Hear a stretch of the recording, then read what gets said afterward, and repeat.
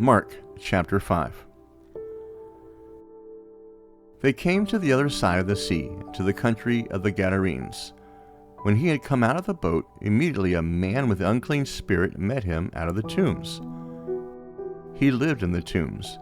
Nobody could bind him any more, not even with chains, because he had been often bound with fetters and chains, and the chains had been torn apart by him, and the fetters broken in pieces. Nobody had the strength to tame him. Always, night and day, in the tombs and in the mountains, he was crying out and cutting himself with stones.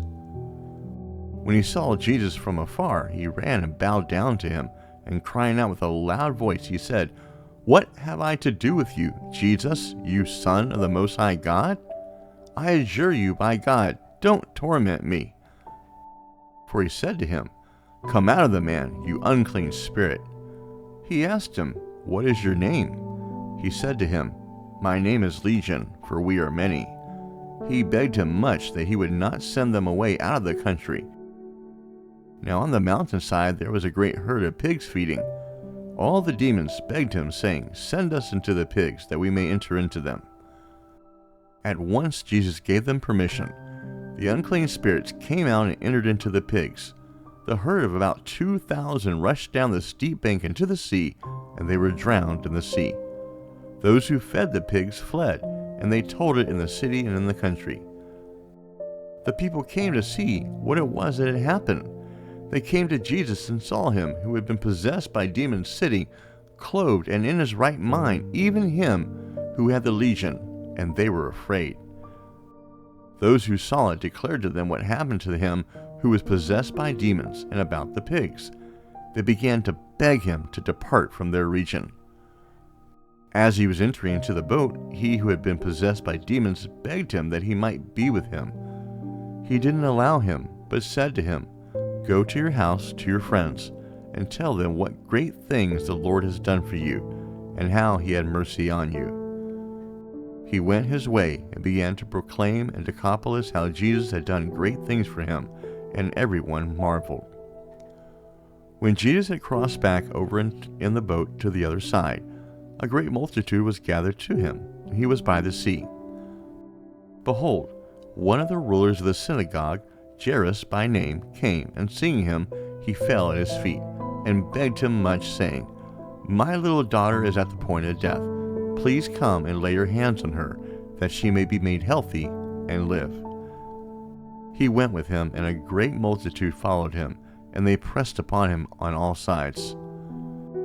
A certain woman who had a discharge of blood for 12 years, and had suffered many things by many physicians, and had spent all that she had, and was no better, but rather grew worse, having heard the things concerning Jesus, came up behind him in the crowd, and touched his clothes. For she said, "If I just touch his clothes, I will be made well."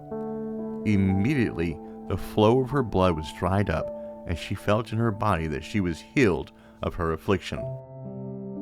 Immediately Jesus, perceiving in himself that the power had gone out from him, turned around in the crowd and asked, "Who touched my clothes?" His disciples said to him, "You see the multitude pressing against you, and you say, 'Who touched me?'"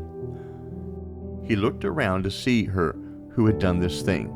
But the woman, fearing and trembling, knowing what had been done to her, came and fell down before him and told him all the truth. He said to her, "Daughter, your faith has made you well. Go in peace and be cured of your disease."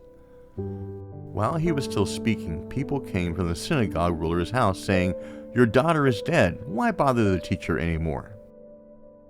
But Jesus, when he heard the message spoken, immediately said to the ruler of the synagogue, "Don't be afraid, only believe." He allowed no one to follow him except Peter, James, and John, the brother of James. He came to the synagogue ruler's house, and he saw an uproar, weeping, and great wailing. When he had entered in, he said to them, "Why do you make an uproar and weep? The child is not dead, but is asleep." They ridiculed him, but he, having put them all out, took the father of the child, her mother, and those who were with him, and went in where their child was lying. Taking the child by the hand, he said to her, "Talitha Kuma," which means, being interpreted, Girl, I tell you, get up." Immediately the girl rose up and walked, for she was 12 years old. They were amazed with great amazement. He strictly ordered them no one should know this, and commanded that something should be given to her to eat.